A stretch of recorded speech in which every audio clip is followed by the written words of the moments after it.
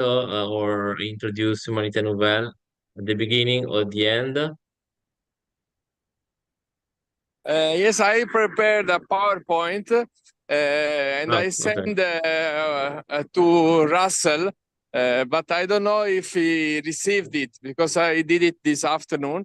But I hope Okay. so because I did it with the WeTransfer, but I cannot.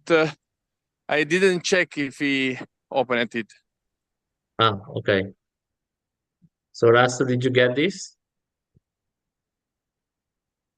Ciao Antonella, benvenuta. Did you get this with transfer, Russell, from Tony? Checking. Okay.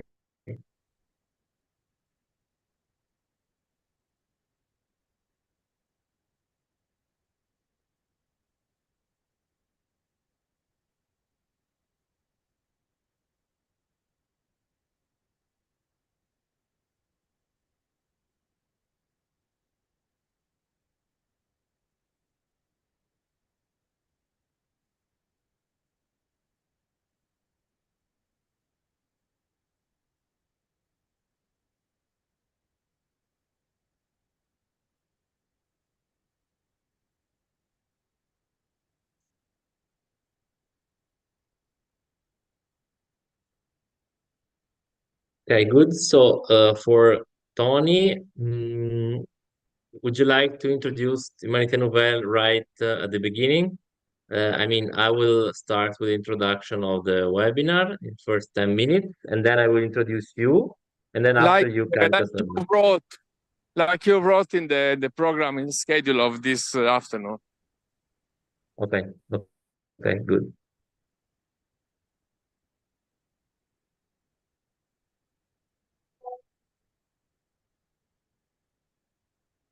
Okay, so welcome everybody. We are about to start with this webinar, and I welcome also the people following from YouTube. So just wait another two minutes to start.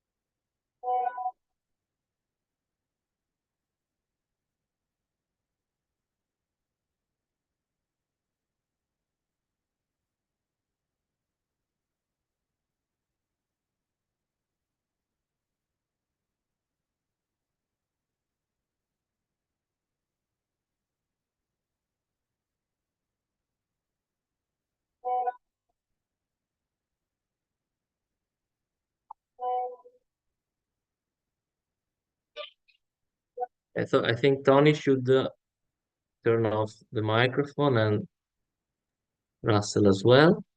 Russell, can you please start with my presentation? Thank you.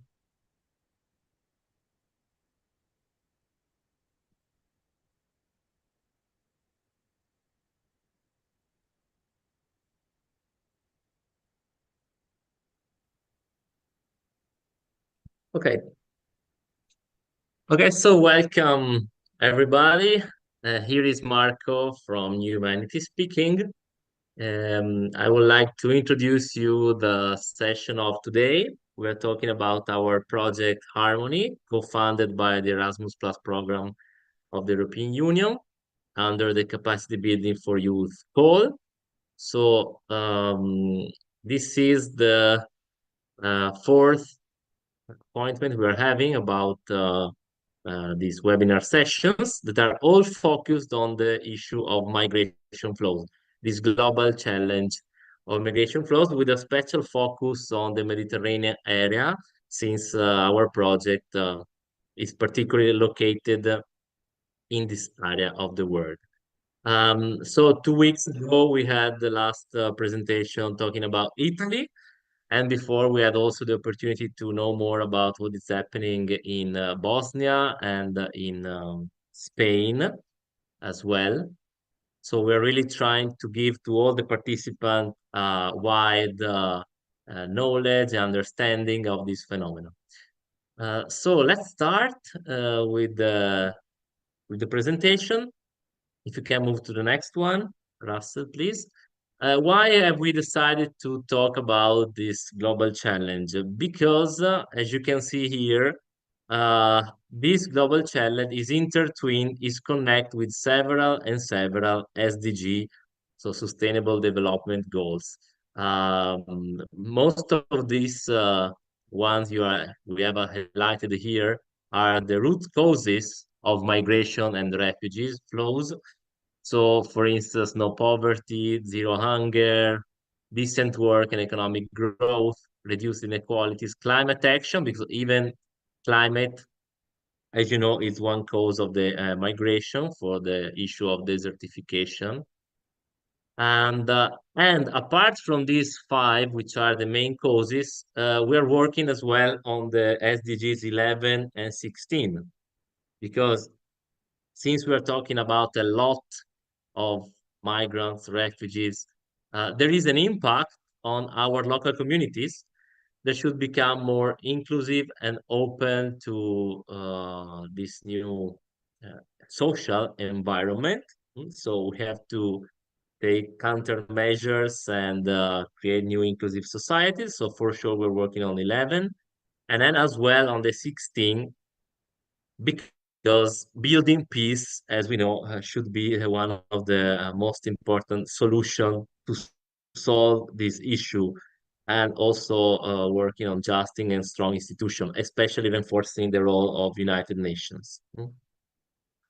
So it's clear that since it's this global challenge is how can we say it's involving more than 5, 6 SDGs. It's really one of the most important facing right now at the global level. So let's go to the next one.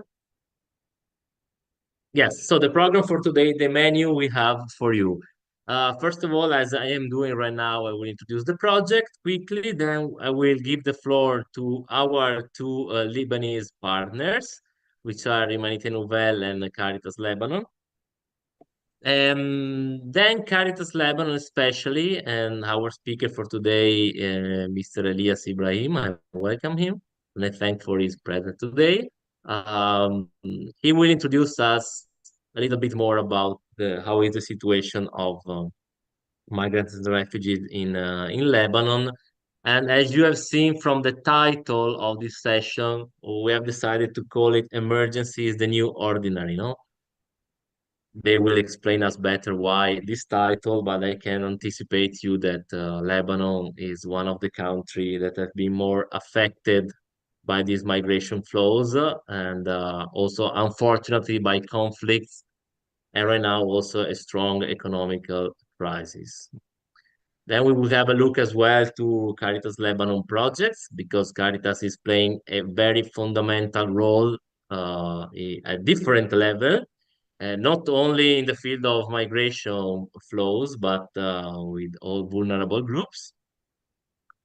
Then I'm pretty sure there will be some question and to be asked to our speaker about the situation in Lebanon right now.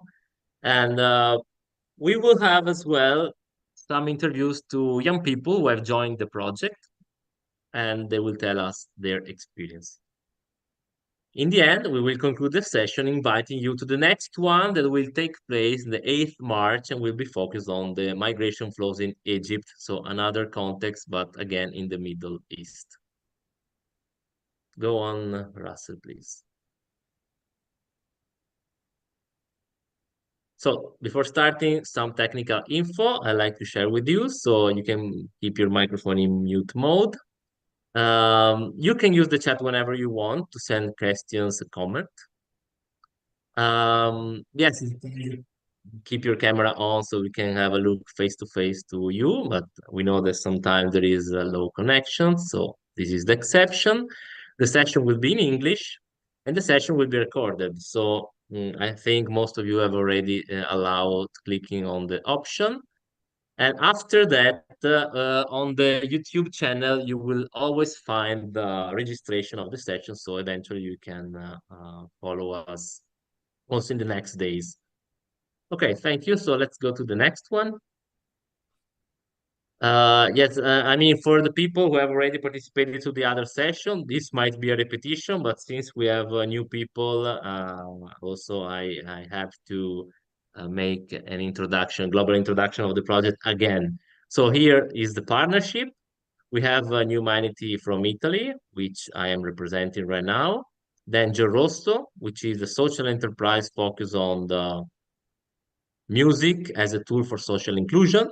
Dance Lab Harmonia as well is an NGO in Italy using dance as a valuable tool foster social inclusion as well. Then we have Fundación Giordani from Spain. And then the two partners of today, Humanité Nouvelle and Caritas Lebanon, Caritas Egypt, and Caritas Banja Luka from Bosnia and Herzegovina. So as you have seen, the Caritas are particularly committed in this project according to their mission. Go on, please. So right now, before starting, we would like to show you a little video because this project is inserted in a global campaign that we have called the Embrace Humanity Spark Change.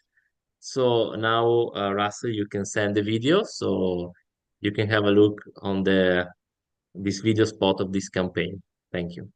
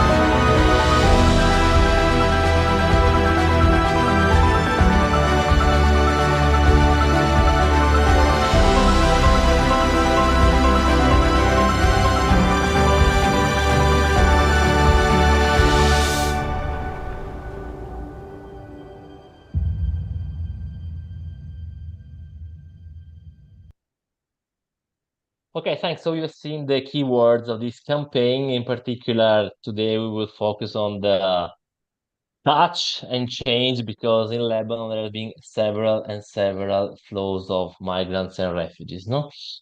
Okay, so we can move forward to the next slide.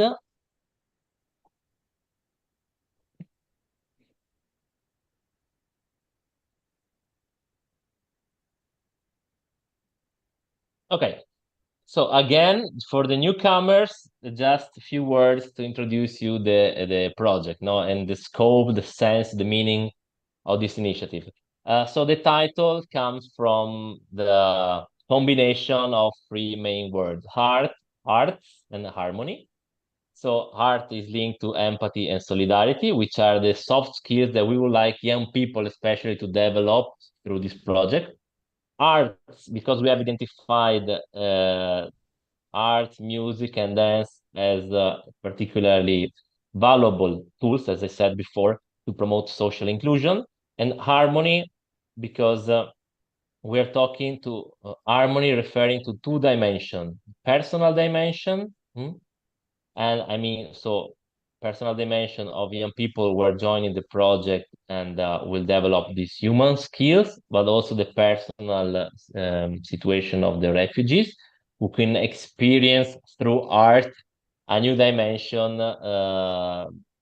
considering that they are in this bad situation right now or standby situation, but also the collective well-being. That means that we should promote more inclusive society capable to host, welcome, and invest on the potential of these migrants and refugees. Okay, then yes, a particular thing it's about the innovation, the innovative aspect of the project, because talking with our partners, it seemed that there has been several projects focusing on humanitarian aid and support, so providing food, shelter, medicine, etc. for refugees. But yes, this focus on the psychological aspect, on their well-being, is not put so frequently. And so this is why we have decided to try a new approach in this project. So let's invest on the immersion of talent, promotion of well-being, and social inclusion of migrants and refugees. Then why have we decided to have this combination of partners, of countries? It's clear that Italy, Spain, Lebanon, Bosnia, and Egypt have been differently affected by the migration flows, and also in a different way, because some of them are just short-term transit countries, some of them are destination countries, some of them are origin countries, and also the several nationalities involved here that could give us a very wide dimension of the phenomenon, because we have sub-Saharan migration, Northern Africa, Syria, Pakistan, Afghanistan, Latin America, as well, because in Bosnia, our friends from JRS talk about the Cuban migration in the Balkans. And unfortunately, right now, we have also Ukraine. It was not foreseen at the beginning of our project. Okay, let's move on. So the project has these three main objectives. So first of all, reinforcing people's capacity to deliver arts workshop for young refugees. And with this regard, we will listen to some experience done by some young people. But then today we're focusing on the second one, raising people awareness about the international dimension of migration flows. Then we have also a third objective, reinforce networking in international cooperation, because this partnership will go on also after the conclusion of this project with new initiatives, and also participate to common events, youth events at international level. And also we are trying to working on advocacy and influencing international organization about this issue. Okay. Next one, I will go very quickly on this, because then we will have fresh data directly from the ground from Lebanon. But what I would like to highlight here is the numbers, growing numbers of this phenomenon of migration, because as you can see here in this report, with more than 6 million new permanent immigrants, not including in this case Ukrainian refugees, permanent time migration to the countries reached the record level in 2022. No, you can see here the graphics, etc. And yes, when it comes to Ukrainian refugees as well, it's the largest displacement in Europe since World War II, with about 5 million people moving. Next one. Yeah, some numbers just to give you an idea, a quick idea, but 110 million people displaced worldwide by May 23. So it's double the number that was in 2013. So in 10 years, we had double of the number of people, no? 35.3 million refugees displaced across the borders. And Lebanon, it's a particular situation. They will talk to us to explain. And also, while Europe is sometimes often complaining about the numbers of refugees, we should always remember that 76% live in low and middle income countries. Then we have also the issue of internally displaced people, so people who are refugees but within their country. And then the asylum seekers, 5.4 million. If you remember last session where I participated, our friends from Cooperativa Foco helped us to make the distinction among this definition, asylum seekers, internally displaced, refugees, and migrants. It was really interesting because there is a legal framework really clear about that. Okay. Okay, so I think it's done for the moment. So for the introduction. So now I can give the floor to our friend from Lebanon, to Tony. We have two Tony here, Tony from Humanità Nouvelle and Tony from Caritas Lebanon. And they will introduce us a little bit their organization and what they are doing in the field. So Russell, if you can send the presentation of Tony from Humanità Nouvelle and then Tony from Caritas Lebanon. Okay.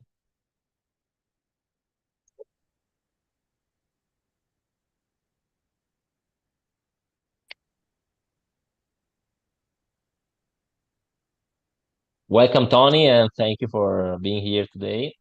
Yes. And the floor is yours, please. I'm very happy to be here this evening, like the other times.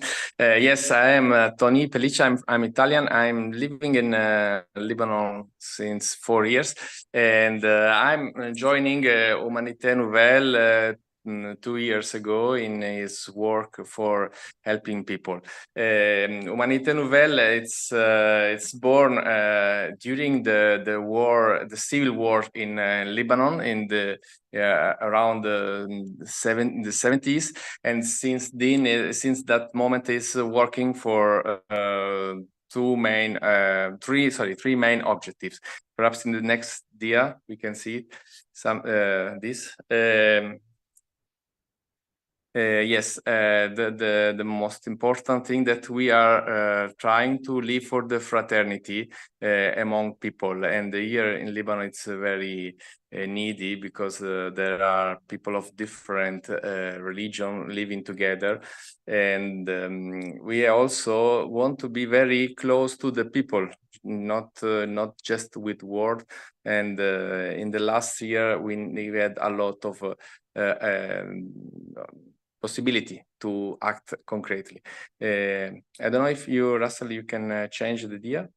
And what is also for us important is also to be close to the young people, because they will be the next generation. They will be our future.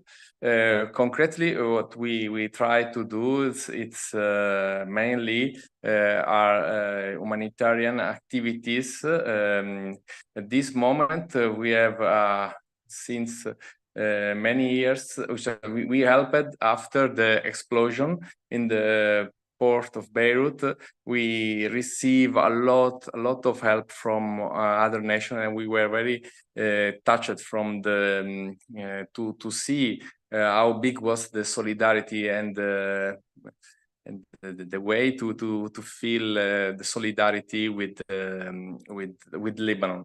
Another activity that was started later, 1 year later, the explosion was the delivery of food and hygiene boxes to help people in their needs, because the Lebanon is living a huge humanitarian crisis.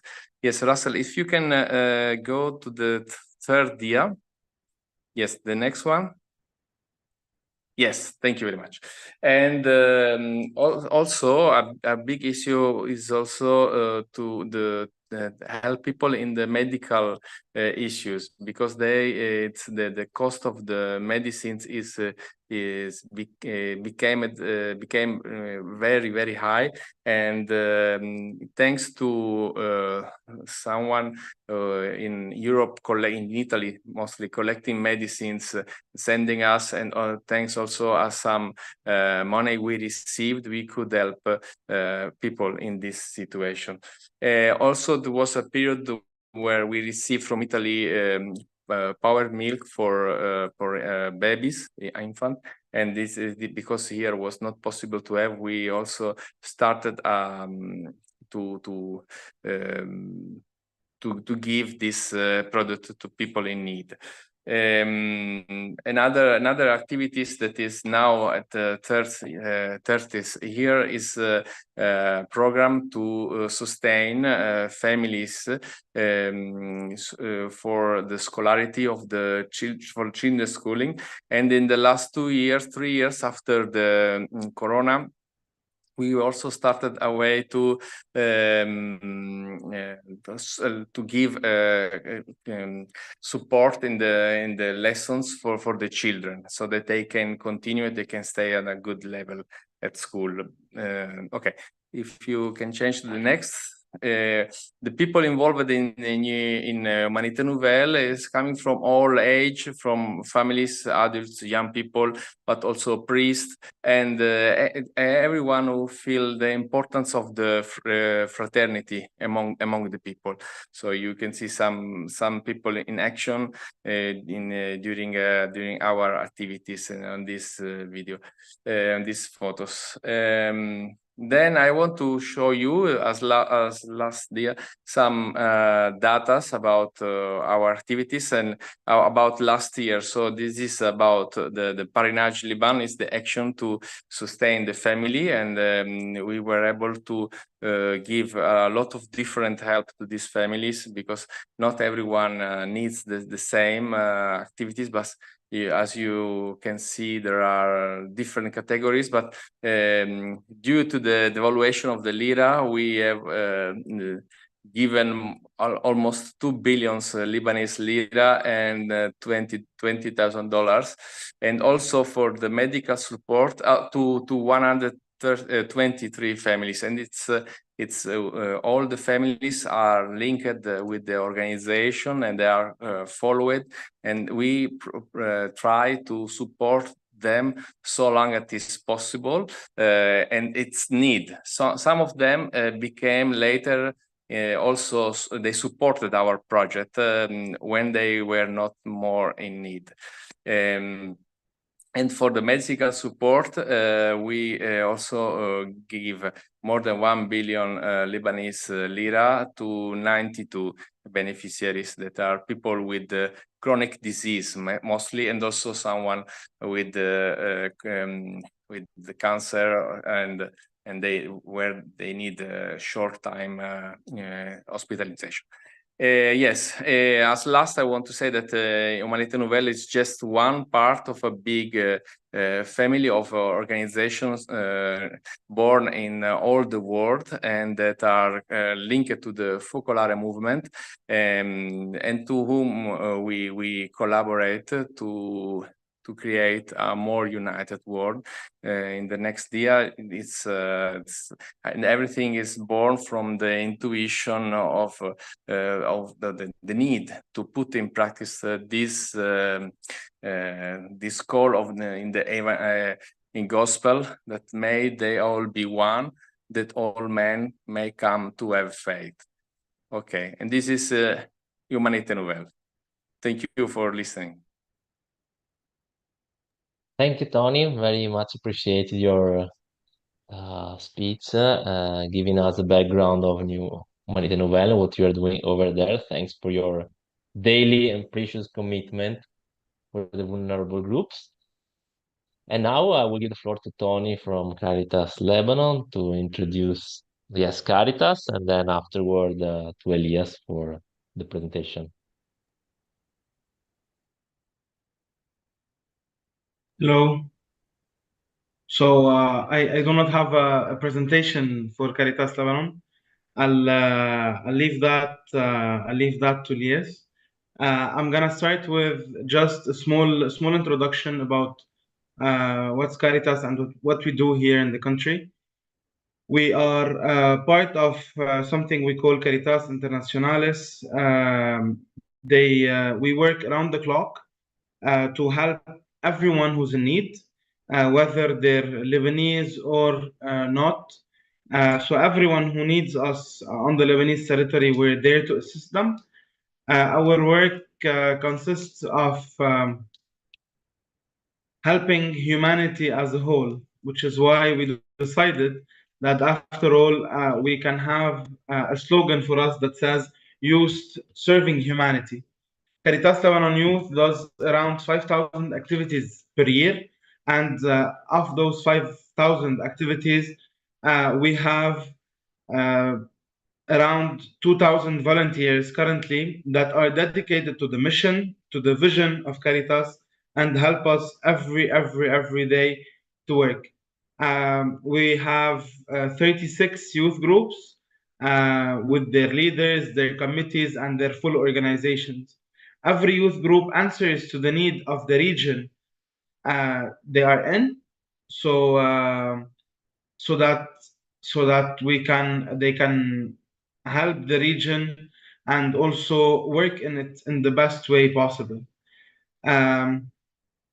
So the work of Caritas is huge. We consist of one department. One other department for Caritas is now called Protection Department.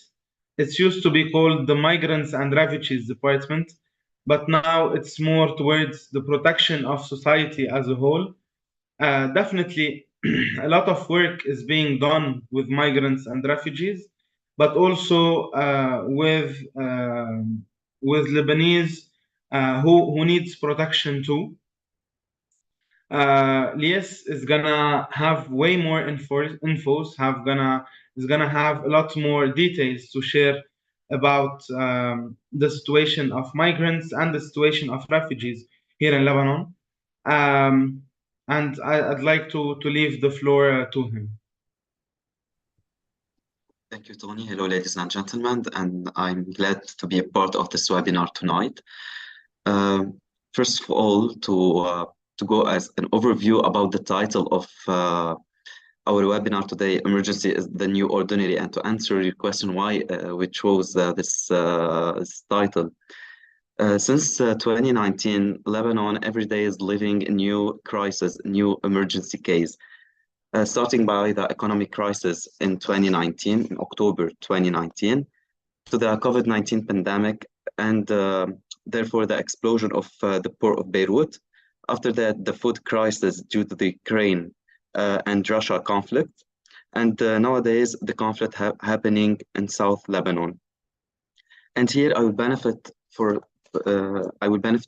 a second to pray for our families, friends, and civilians living in South Lebanon, because along with our webinar tonight, the conflict intensity is increasing at this moment in the south of Lebanon. So, as objective of Caritas Lebanon, or the humanity values that we believe in Caritas Lebanon, that you are all equal and workers are not slaves. And also we take the point of view or a slogan about the migrants workers that fleeing my home was not my choice. All these three titles will be developed into details regarding the points that you are going to discuss in our presentation tonight. Okay, please, can you move to the next slide? So, since October 29, Lebanon has been assailed by compounded and overlapping crises, a severe economic and financial crisis, the COVID-19 pandemic, the port of Beirut explosion, and most recently the war in South and the food security crisis as the results of the war in Ukraine. As I just mentioned, the crisis has led to a sharp deterioration of the exchange rate, keeping inflation rates. The refugees and migrants in Lebanon, crisis within a crisis. As a consequence of the economic crisis, it's estimated that more than the half of Lebanese population is living below the poverty line, additional to refugees and migrants workers who are living in extreme poverty in Lebanon. Next, please. Lebanon is in the midst of one of the worst economic and financial crises in modern history, which started in 2019. The currency has lost more than 95% of its value. As of January 2022, the World Bank rated Lebanon's inflation as the third highest globally after Venezuela and Sudan. As an overview of the national context, increasing fuel costs has restricted the transportation access to education, health, and many services. Increasing unemployment rate due to the economic crisis and spiraling inflation, political deadlock aggravating the security crisis as protests have taken violent turns in many instances and reports of crime rates continue to be high.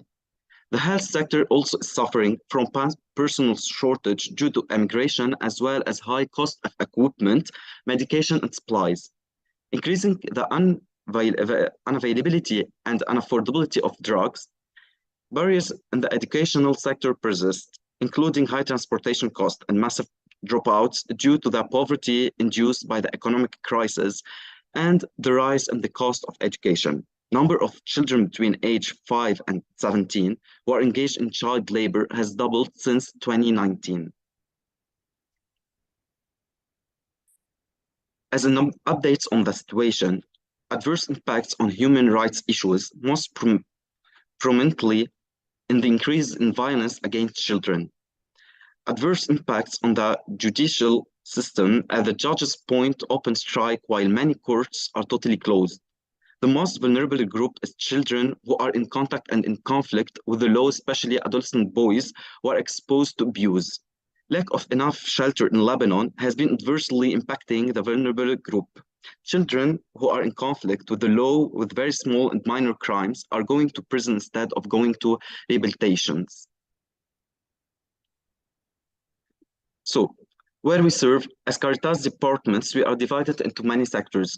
First of all, as the health department, social protection, migration and safe shelters, youth and emergency, social enterprise, livelihood and development, and finally education.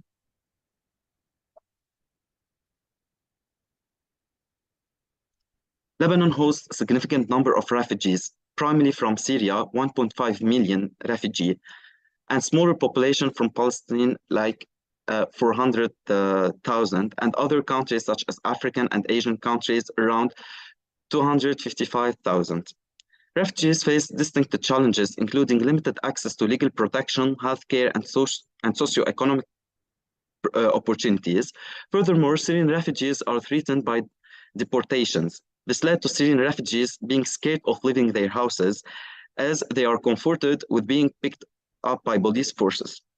The strain on resources and services puts additional pressures on the already burdened protection and health system in the country. And here also I'd like to mention many cases were reported to Caritas Lebanon about Syrian refugees that are also scared or had the fear to visit hospital or medical center just because of the deportations. Migrants workers in Lebanon are struggling to access basic necessities and face precarious employment conditions such as the kafala system, which further exacerbates their vulnerability as it ties their legal status to their employer, leaving them open to the exploitation and abuse. These workers have obstacles in seeking legal assistance due to the language barriers and lack of awareness about their rights within the complex legal framework. As an overview, Lebanon is a country of destination for many Asian and African domestic workers.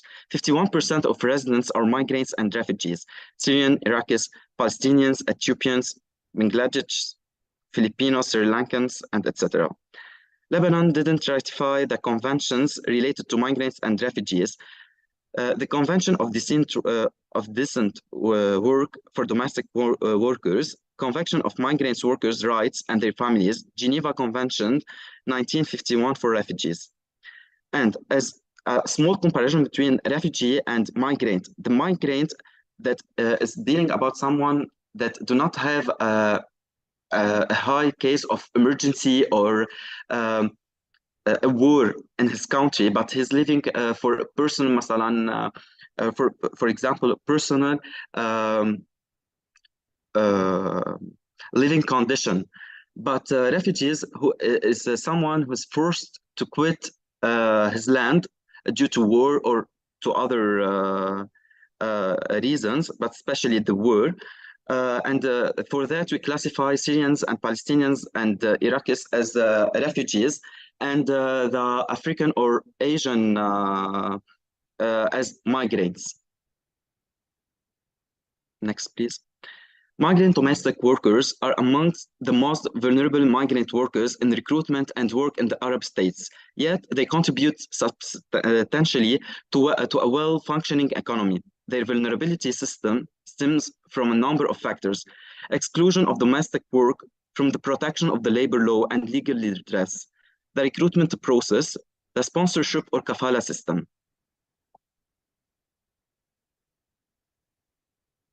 Okay, and the following are the countries that where the domestic workers are coming, the migrants, domestic workers from Asia and Africa. Next slide, please. The SGBV is one of the most shocking and misunderstood forms of violence affecting women, girls, and children. Women, particularly if they were divorced or displaced, adolescent girls, women with disabilities, and older women were the most at risk of SGBV.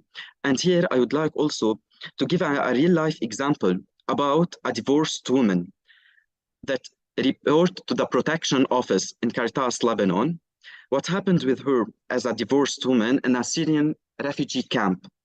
She was exposed to sexual harassment and get pregnant. She was feared to tell her parents about what happened with her because they were not going to understand her or to support her. That's why she was totally mentally, the mental health was totally destroyed with this woman. And she preferred to suicide if she wasn't given support by Caritas Lebanon or by our partners. And here we would like to thank also the psychological department that or psychological office that helped her to get over this situation and help her to find the medical solution for her case. To continue, the SGBV can take various forms, including physical violence, emotional, verbal, and psychological violence, sexual violence, and sexual harassment, domestic violence, family violence against women and girls, denial of resources and opportunities, and early or forced marriage. New forms of cyberbullying, online harassment, and economic violence. Several new trends in SGBV were reported in 2019, namely forced pregnancy, forced poverty, and the denial of working women to marry. Women and girls felt that severe poverty, men's and women's inability to perform traditional gender roles, and rising prices were contributing factors to women's and girls' experiences of SGBV. Since the onset of the COVID-19 pandemic, incidents of SGBV have increased in Lebanon.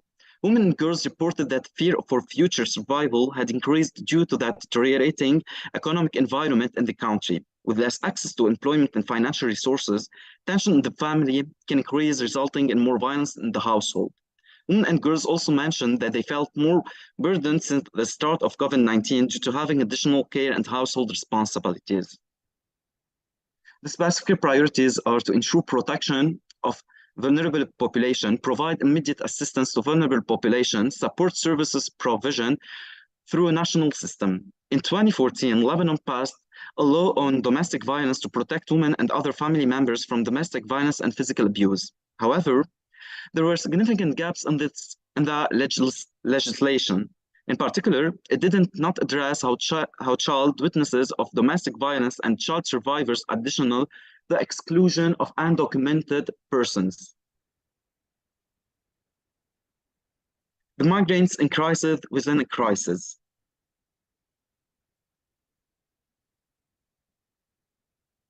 The countries of origin are the early marriage, forced to migrate and work, false expectations, smuggling and trafficking by recruiters, falsification of passport, child labor, bans imposed by countries, poorest rural areas, and leaving behind sick parents or children.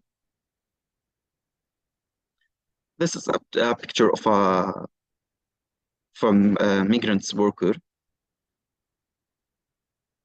In Lebanon, sponsorship system tied to live in the employer's house and under his full responsibility. Marginalization or discrimination, forced labor, confiscation of passport, freedom, no day off, unlimited working hour, physical, verbal, or moral abuse, non-payment of salaries, especially with the economic crisis. Those are pictures from Caritas events with migrants, domestic workers.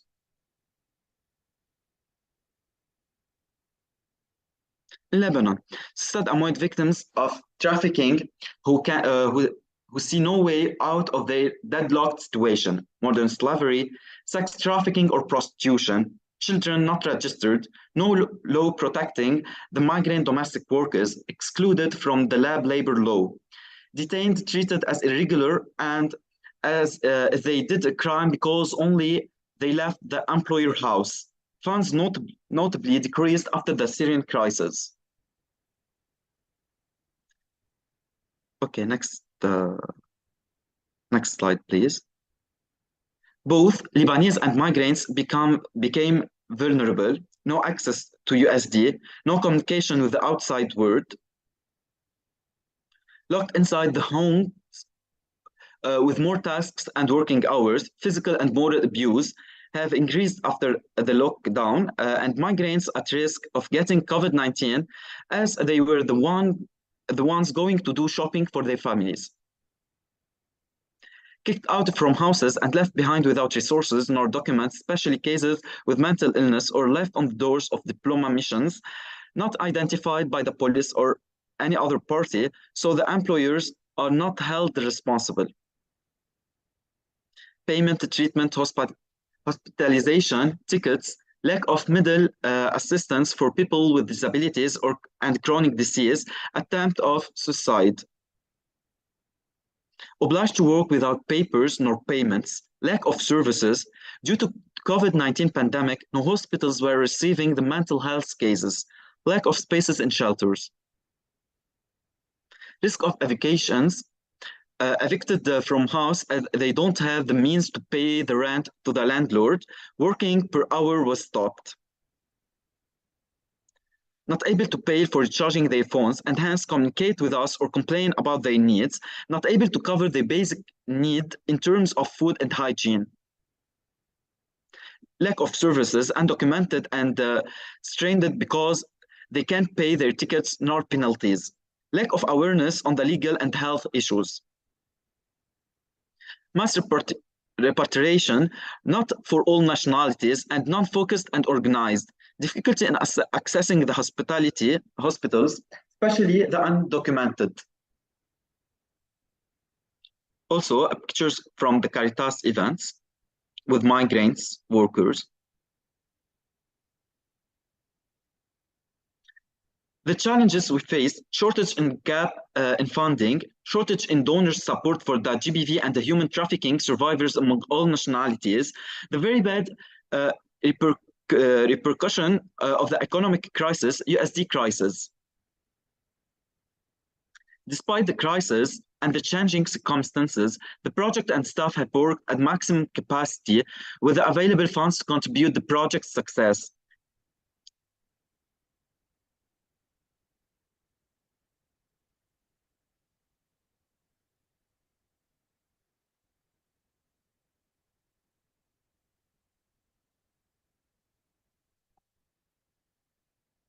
Presence of limited resources and electricity and internet outage. Needs and demands for humanitarian, medical, and protection services are increasing comparing to period before the crisis of October 2019, COVID-19 pandemic, and Beirut blast. This is a scheme about the country of origin, and please, can you continue the slide? the destination country, and how potential migrant and in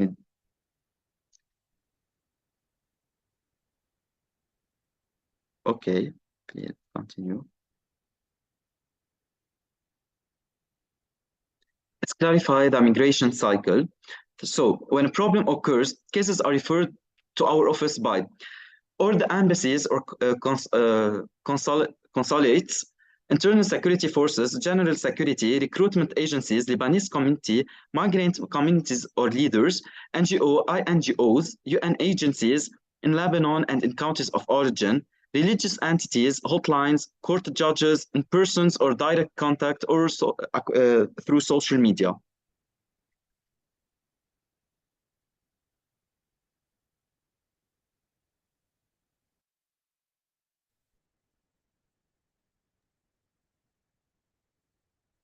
Okay, so now there is a video, I guess, about what Caritas is doing, right? Yes, it's a video that summarizes. Mhm. Okay, we can proceed.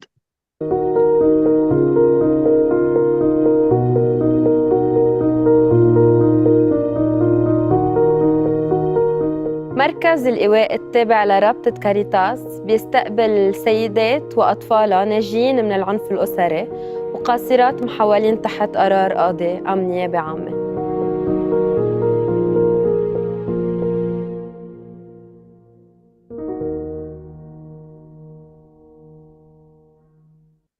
أنا صار لي تقريباً هون أقل من سنة، والسبب لي إني التجأت لحماية لأنه كنت أنا كتير أتعرض للعنف أنا وولادي بشكل يعني دائم، كل يوم بكل ساعة. كنت عم أقضي يعني أسوأ أيام حياتي أنا والولاد. فيوماً من الأيام قرر جوزي كان بده يحرقنا بالصوبية حطب، فقررت إني أخذ الأولاد وأهرب من البيت، وإجيت لهون يعني منتهية، يعني ما في شي يعني أوصف اللي كنت أنا فيه وعبر عنه. قالوا لي صبايا يعني شو بدك؟ قلت لهم بس أنا بدي نام، لأني أنا ما كنت أعرف طعم النوم ببيتي. أنا عشت 7 سنين عذاب، فآخر مشكل كان كتير كبير، فقررت إني أطلع أنا وأولادي وأخذتهم مثل ما هن، يعني ما قدرت أخذ شيء من البيت أبداً. أهم شيء منأمنه بمركز الإيواء هو الحماية، أما الخدمات التانية اللي بنكون عم نقدمها هي إدارة الحالة، المتابعة القانونية، المتابعة النفسية، الخدمات التعليمية والخدمات التمريضية والطبية، وكل الحاجات اليومية اللي معقول يكون الشخص عم يحتاجها، مثل المسكن، مثل الأكل، ومثل المستلزمات الصحية. أما خلال تواجد الأشخاص عنا بالمركز ففي عدد من النشاطات اللي بتتقدم، مثل الدورات التدريبية، النشاطات الترفيهية، الجلسات التوعوية، وجلسات الدعم النفسي الاجتماعي. شاركت بكل النشاطات، فيرني والزراعة والخياطة، بس ركزت على نشاط الخياطة. ضمن مشروع DKMFA عم يتقدم دورات تدريبية مثل الخياطة والزراعة. بالخياطة عم يتعلموا المهارات الكافية بآخر الدورة يكونوا عم ياخدوا شهادة، وكمان يحصلوا على العدة اللازمة اللي قادرين يكونوا عم يستعملوها لما يظهروا من قلب هيدا المركز يكونوا عم يقدروا يبلشوا مهنة فيها. أما بالنسبة للزراعة فعم يستفيدوا كل يوم، عم يطلع لهم مردود مالي من بعد ما يكونوا عم بيقضوا نهارهم بالزراعة. هلا أنا كتير برتاح لما بنزل على الزراعة كنفسياً، وكمان لأنه في مردود مادياً منه، لأقدر أنا وأولادي بس طلعنا من هون يكون في شيء يعني نستند عليه. كنت بسعى كتير لمدارس أولادي، لأنه عن جد بحب إنه يدرس ويتعلم وما يعيش الحياة اللي أنا عشتها، وهذا الشيء أمنون لي يا كاريتاس. تعلمت كتير أشياء للمستقبل مثل الصوف والخياطة والزراعة، وإن شاء الله بقدر أشتغل فيهم للمستقبل لأولادي. هلأ كنت قبل خايفة كيف بدي أعيشهم، بس هلأ أبداً ماني خايفة، لأنه صارت مصلحة بإيدي. أنا هون بالمركز حسيت كتير بالأمان وبالراحة النفسية، لأنه لقيت الأمان والحماية لإلي ولأولادي يعني بشكل كتير كبير. وميرسي لكل واحد فكر فينا وبولادنا وشارك بهيدا الشيء.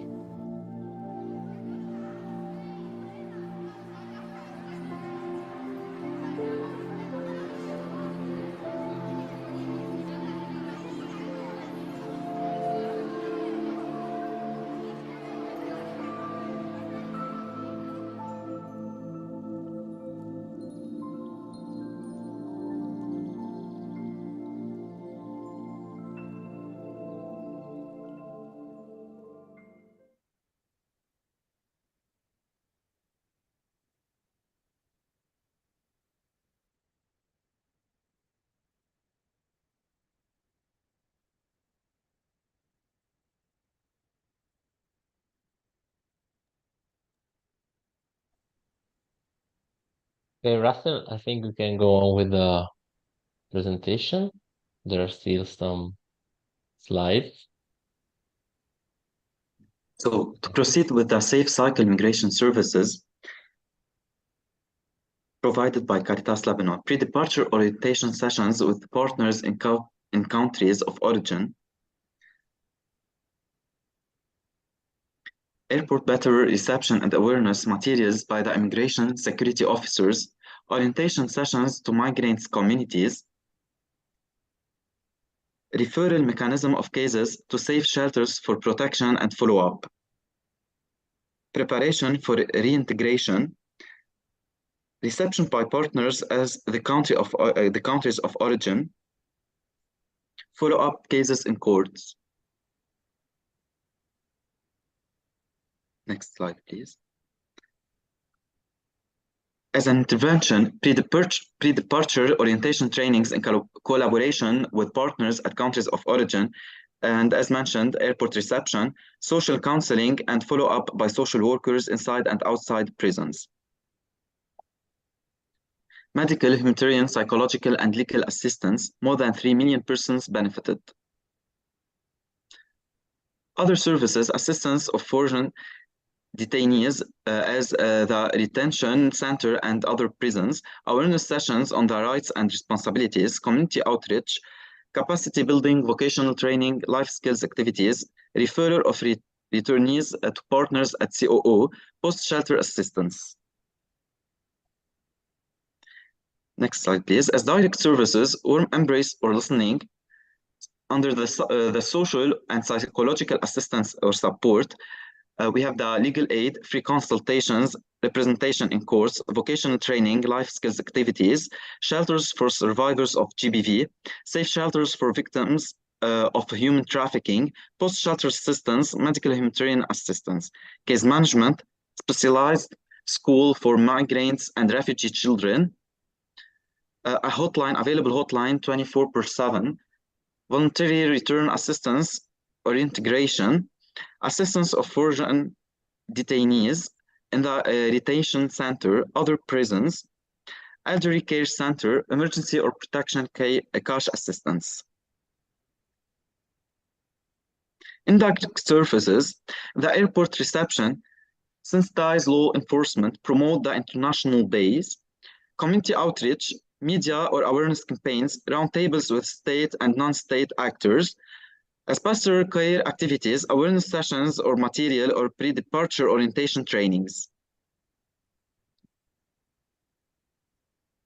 Also, it's a video that summarizes our intervention.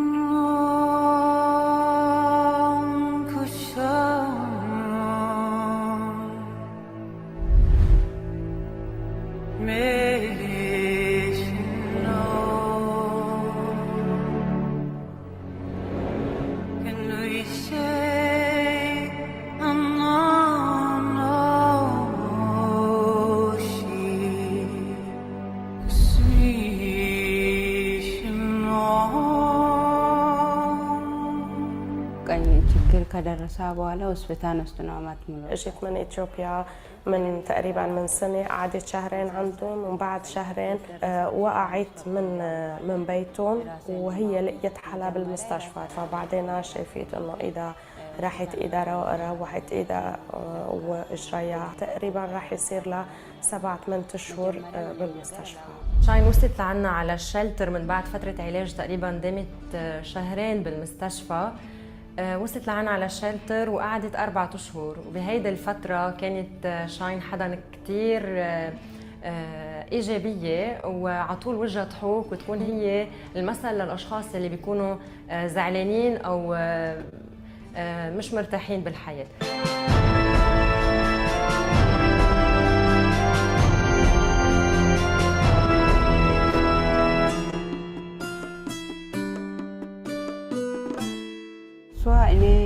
ከመጣሁ በፊት ሆስፒታል ውስጥ ያለ ሰውዬ اللي صار معها هي اللي بتتذكروا كل شيء وقتها اجت على بيتهم للجماعة كانت مدام وولادها والزلمة ما كان في بالبيت هو كان بالمستشفى ومدام كانت كتير تعصب بالبيت بعد فترة بتعرف شاين انه الزلمة توفى بعد ما توفى اخذوها لشاين معهم على الكنيسة راحوا كان في دفن وهيك في ناس كبار كانوا بس رجعت من وقتها صارت كتير تعيط وتصرخ وهي عم بتقول انه الهدف تبعهم يمكن كان بدهم ياني دغري موت بس الله خلصني مع العالم الاشخاص اللي حوالي እንትን ወዲያውኑ ማሞት የሚፈልጉ ከዛ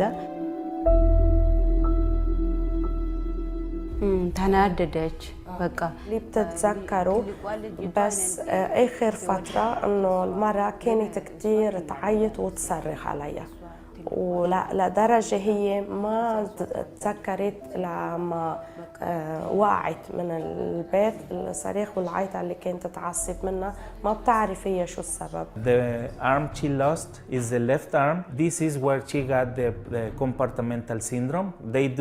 The doctors at that time in charge of the case, they opened the skin trying to release the pressure inside the arm, but it didn't work out and she finally ended up having the amputation.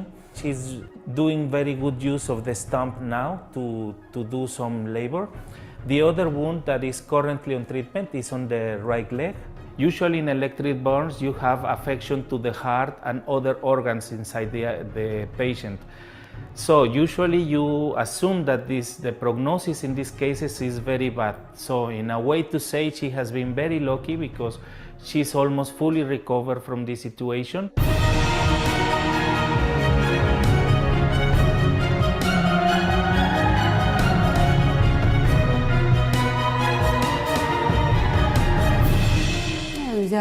هي بتقول انه بتشكر الله كرمال العالم اللي حواليها بالاخص كاريتاس انه هن اللي وقفوا حدها ليل ونهار بتشجع الكل اللي بيصير عندهم مشكله مثل ما صار معها او غير مشاكل يكونوا قوية ويكونوا يفكروا بحالهم يقدروا يدافعوا عن اللي صار معهم ويكفوا حياتهم.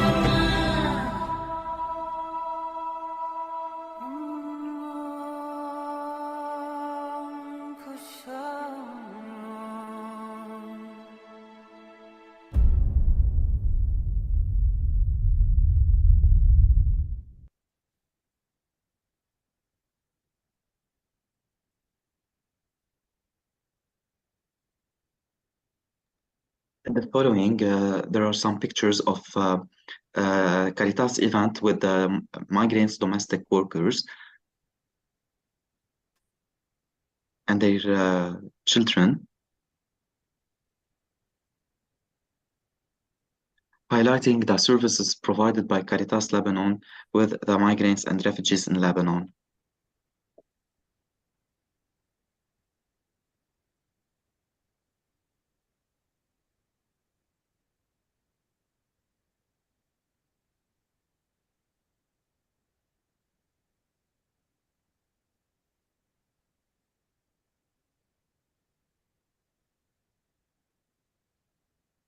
Those pictures show how our centers were affected after the explosion of Port of Beirut in August 2020.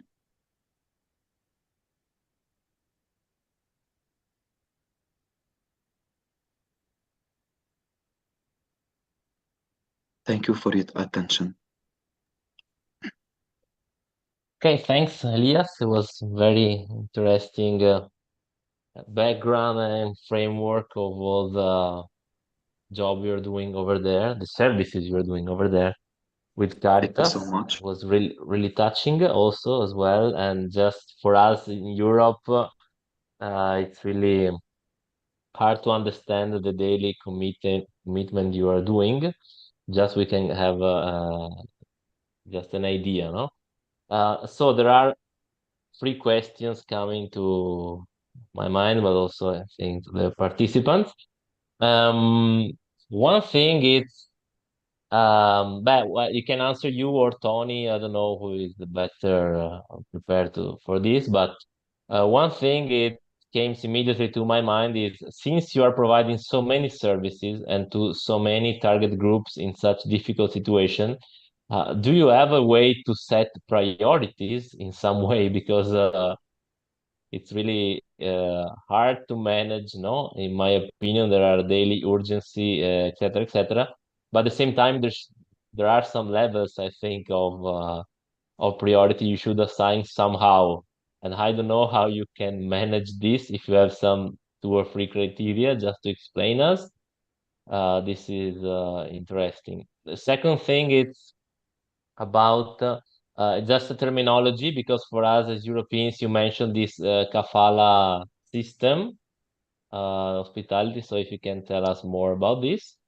And the third one was about this interesting thing that I've never heard, this program, this service you are providing about pre-departure orientation for migrants and refugees. This means, for example, that if I am a Syrian or Palestinian person, I would like to migrate in Lebanon, I have a center or someone supporting me in my country, telling me what I'm going to find out in Lebanon, what I could expect, and etc. So can you tell me more about this and how is the experience of that, yes, service you're providing?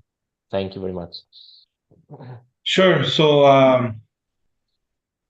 first, I'm gonna start with the urgency of things. How do we pick who's the most urgent case?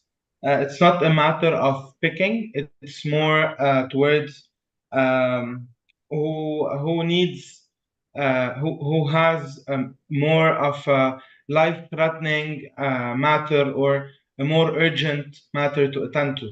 We have a system that's called a needs matrix. So we create for every caller, every refugee, everyone who contacts us, a profile, and we give them a score within this matrix.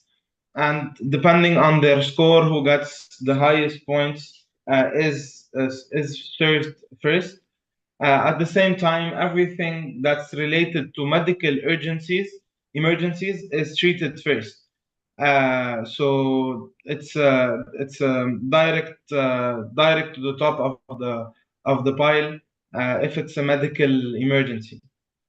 So there is, but also at the same time there is no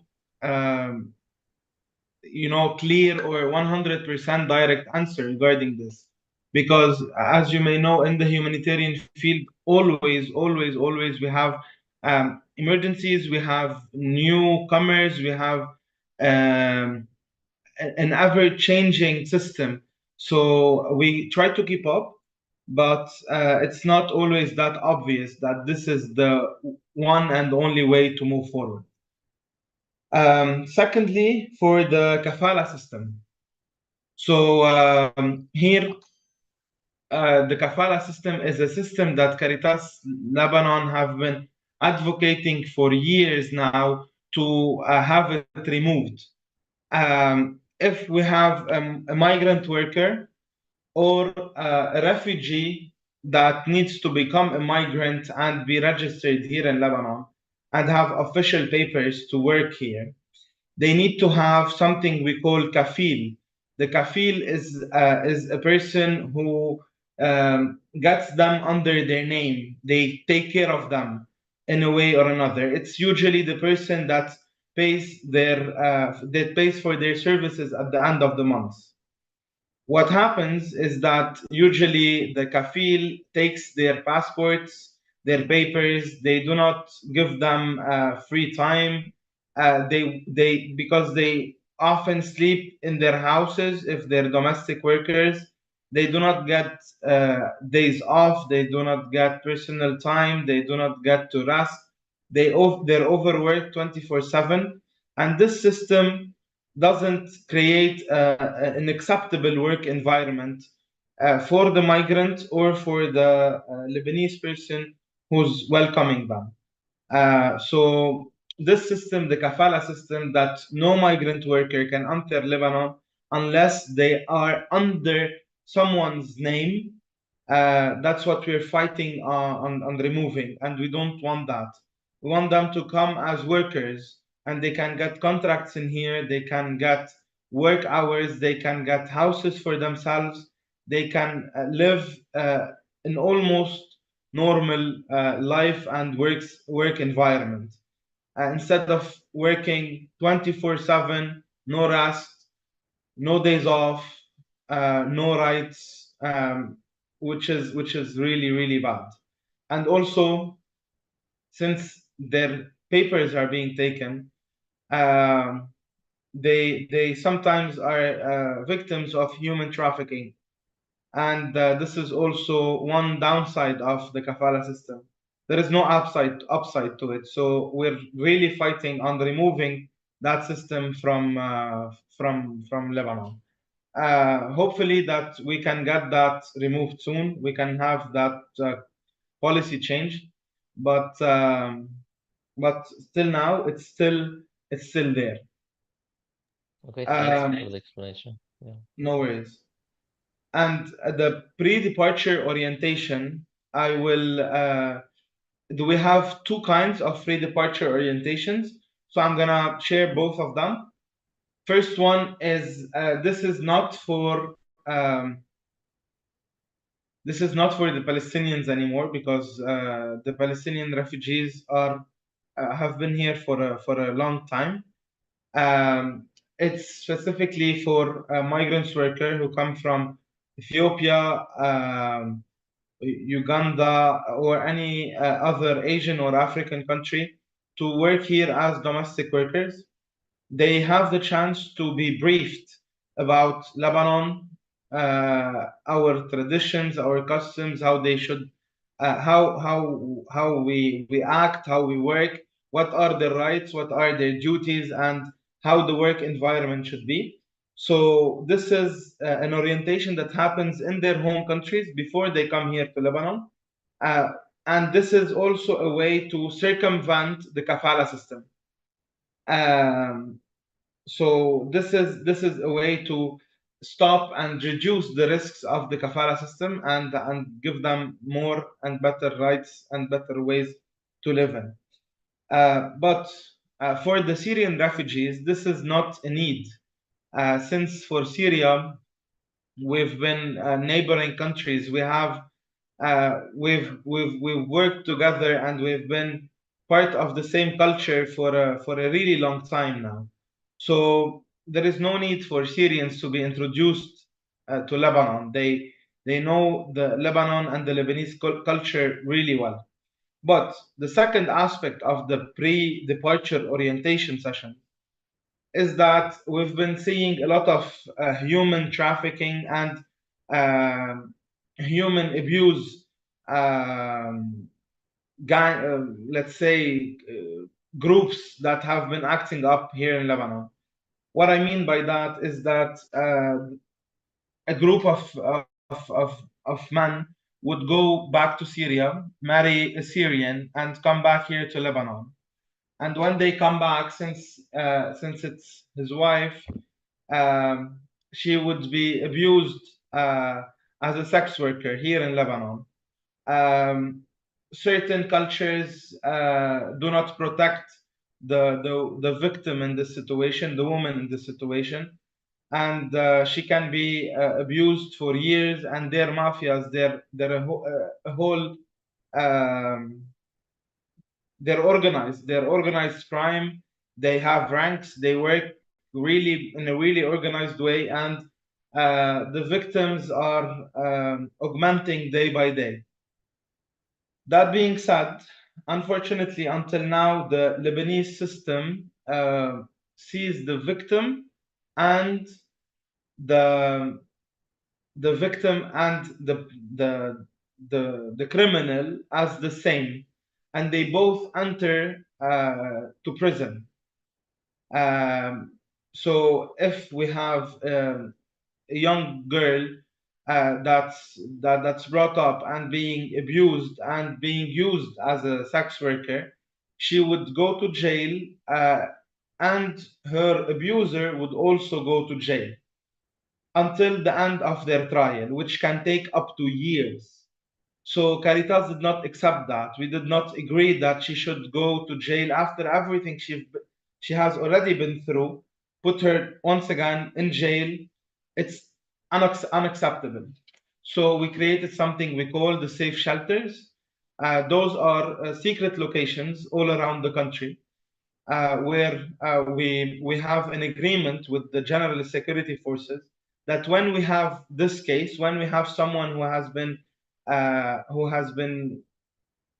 a victim of GBV, or a victim of domestic abuse, domestic violence, or a victim of human trafficking, and instead of putting them in jail, give them to us, to our centers, our Caritas shelters, where they're gonna find a safe environment, a clean environment. They can learn skills. If they have kids, their kids can live with them. It's a totally safe and clean environment, so that they can at least live in a space that's welcoming. Not always,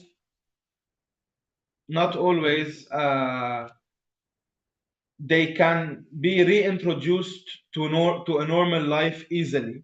So that's why we have a pre-departure orientation before they go back to society.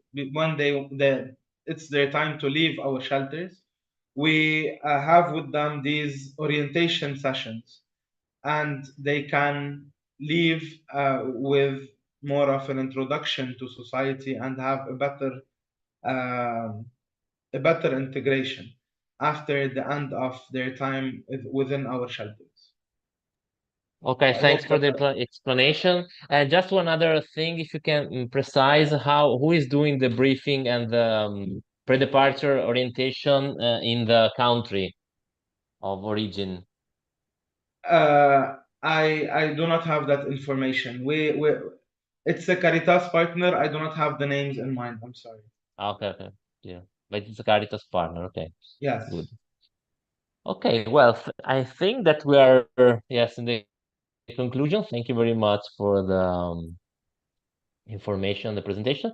I think right now we should have some participants of the HeARTmony Project who could tell us about their experience. Are they here? Can you introduce them, please? If we can start with the small video about Camp 1. Russell, please, if you can help us with that. Just to see Camp 1, how was it, what we did, and we take it from there. Okay, good.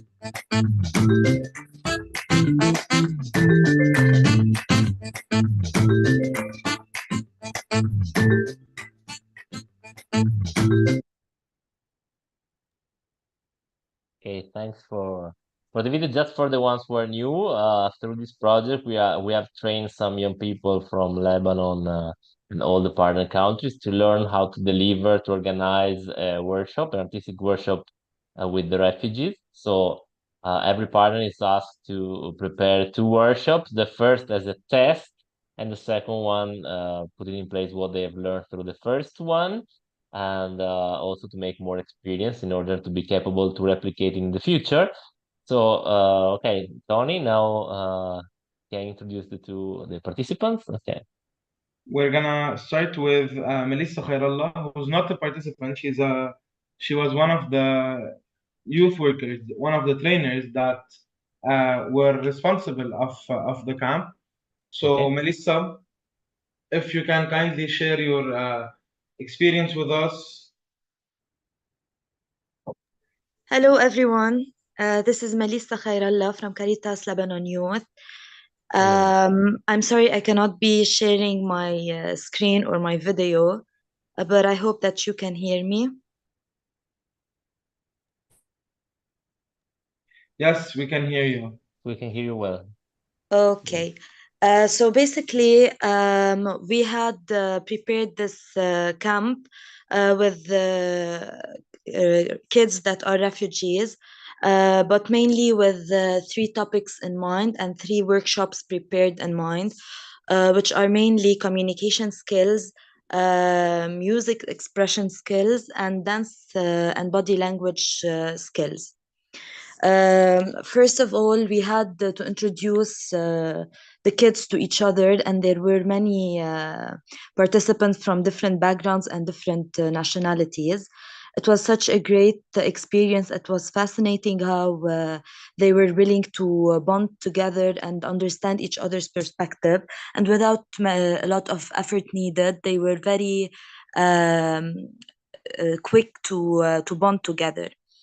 Mainly because they all needed one main thing, and it was to express themselves with all the problems and the issues that you guys discussed earlier, that refugees overall face.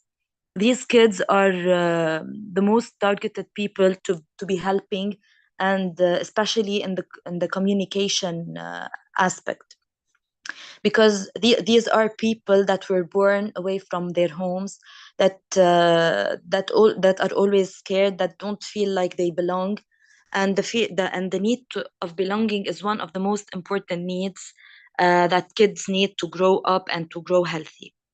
So in that camp and in the workshops that we presented with HeARTmony, it was a very a big privilege for them and a big space for them to express themselves, whether it was through communication skills, how to create clear articulation through their ideas and their feelings, how to share it with other people without having any fears and any doubts.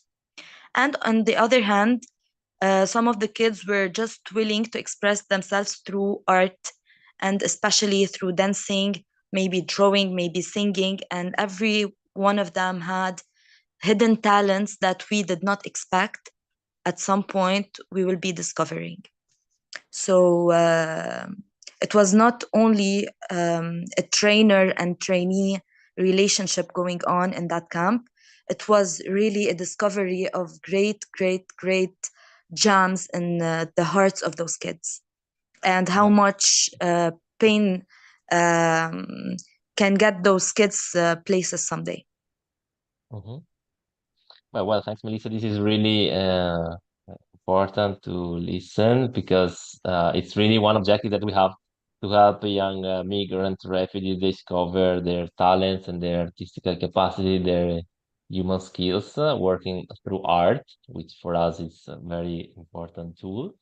Okay, so thank you very much. And maybe you mentioned, but I didn't get it, the nationalities of the participants. Yeah, they were refugees, so there were Syrians and maybe Iraqi kids that were on the same camp.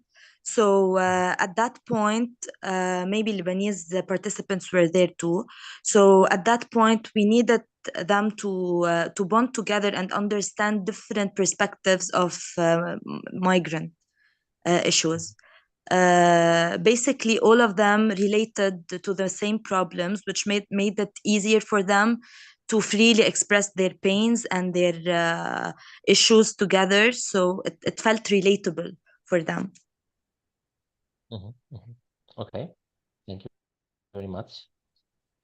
And okay, Tony, then maybe we have someone else, or Yes, we do. Can you kindly, he got disconnected by mistake. Can you re-accept Karim? He's in the waiting room, I guess. okay.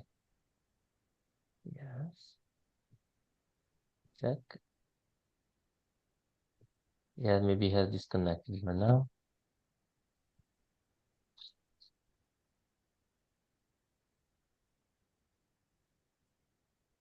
Okay. Yes, Vedran, Vedran. you have some question or comments? No, I don't have any questions. I just want to give one comment. Yeah. Melissa inspired me just to give the comment because about the project. I don't want to emphasize the migrants and refugees in this case. I want us to tell that this project was really important here in Bosnia about raising awareness about the migration situation and these people. But we had a few cases here, like participants in the project who were really inspired through this project, where we had a situation where people in Bosnia are really against the migrants, and the thing is that all of them are thinking about these people as people who are coming here to do something bad, who are coming to destroy this country, to destroy the Europe generally. But when they came to be a part of this project, few of parents called personally me, and they said like these people were for us all the time like some bad people, migrants who are coming to do something bad. But now these are people on the move, the people who needs help, and we are here from now. We are here for that people. We will give them everything what they need.